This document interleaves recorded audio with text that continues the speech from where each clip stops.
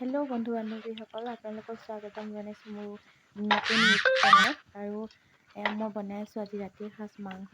আৰু মই প্ৰথমতে মাংসখিনিত গোটেই মছলাখিনি এনেদৰে সানি লৈছোঁ। আৰু এনেদৰে সানি এনেদৰে মছলাখিনি সানি মাংস বনালে খুবেই সোৱাদ হয় খাবলৈ। আৰু মই শিকিছোঁ মোৰ মা আৰু ভিনদেউৰ পৰা।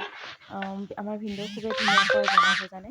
আৰু ভিনদেউৰ ঘৰত মই যেতিয়া যাওঁ তেতিয়া এনেদৰে মই ভিনদেউৰ হাতেৰে এনেদৰে মাংস বনোৱা খাই খুবেই ভাল পাওঁ। আৰু মই হাতেৰে মছলাখিনি দিছোঁ কাৰণ মই চামুচ ব্যৱহাৰ কৰি ইমান ভাল নাপাওঁ, চামুচেৰে দি ভাল নাপাওঁ। মোৰ অভ্যাস হাতেৰে দিয়া। আৰু মই গোটেইখিনি সানি লৈছোঁ।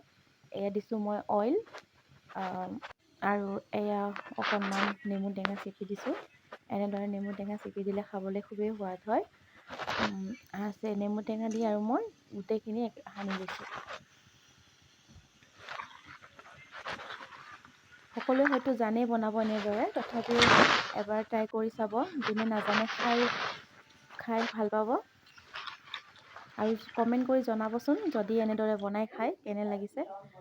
মোবাইলটো ধৰাৰ খুবেই অসুবিধা, সেইবাবে মই একেবাৰে শেষৰ ভিডিঅ'খিনিয়ে দেখালোঁ একেবাৰে বনোৱাৰ শেষৰখিনি।